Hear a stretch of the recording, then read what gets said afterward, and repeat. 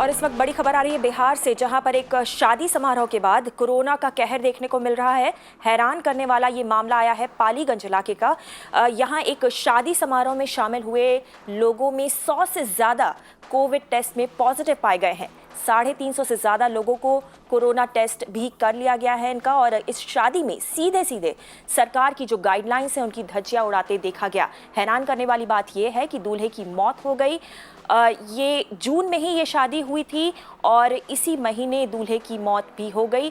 पालीगंज में कोरोना के इस खबर के बाद लोग सकते में हैं। मृतक दूल्हा गुरुग्राम में सॉफ्टवेयर इंजीनियर था।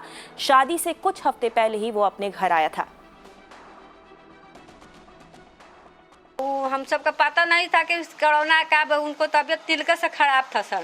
शादी हुआ मैंने तिलक पड़ा है, तुरंत उन्हें जा रहे हॉस्पिटल से आकर ब्याह शादी करा रहे। हम सब कहाँ जानेंगे, हम सब गए अपना कि मैं बोलाता हम सब खाने पीने गए वहाँ पर। खाने पीने के बाद में फिर हॉस्पिटल गए, वहाँ से फिर आए।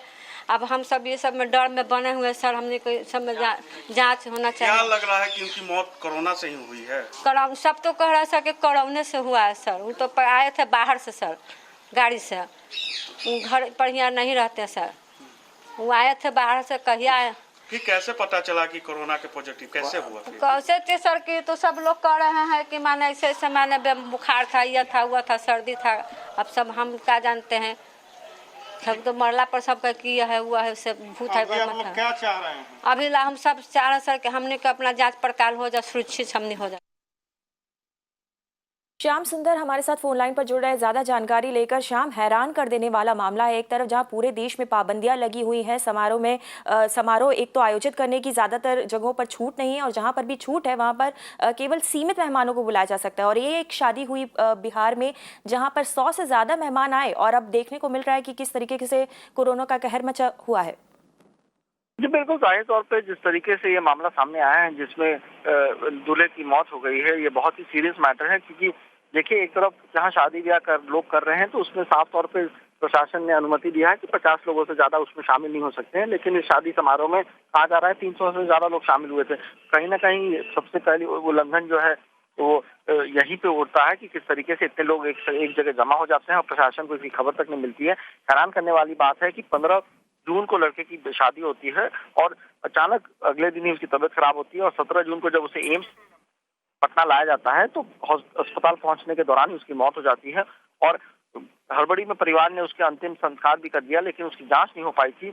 उसके बाद जब बाकी लोगों की जांच होती है तब ये पता चलता है कि तमाम लोगों को भी पॉजिटिव आया है, जो भी शादी समारोह में शामिल हुए थे। दरअसल मामला यह है कि अभी भी बहुत ग्रामीण इलाकों में कोई जांच पड़ताल या ऐसी अवेयरनेस नहीं है लोगों में, और यही कारण है कि हम जब पटना से बाहर निकलते हैं तो देखते हैं कि साफ तौर में लोगों में कोई डर नहीं है कोरोना का। ना कोई मास्क पहनता है, ना कोई दूरी मेंटेन करता है। बाजारों में लगातार भीड़ रहती है, दुकानों में भीड़ रहती है। प्रशासन इसके नींद सो रहा है, प्रशासन की तरफ से कोई कार्रवाई नहीं होती है, और यही एक कारण है। और ये पहला एक हो सकता है बिहार में जो कम्युनिटी ट्रांसफर का देखा जा रहा है, क्योंकि इसमें कई लोगों को हुआ है। मैं बता दूं कि जो दूल्हे पक्ष के लोग हैं उनमें से बहुत लोगों को हुआ है, और बारात जो गई थी वो भी नौबतपुर गई थी, वो भी ग्रामीण इलाके में है। वहां भी कहा जा रहा है 35 से ज्यादा लोगों को पॉजिटिव टेस्ट हुआ है।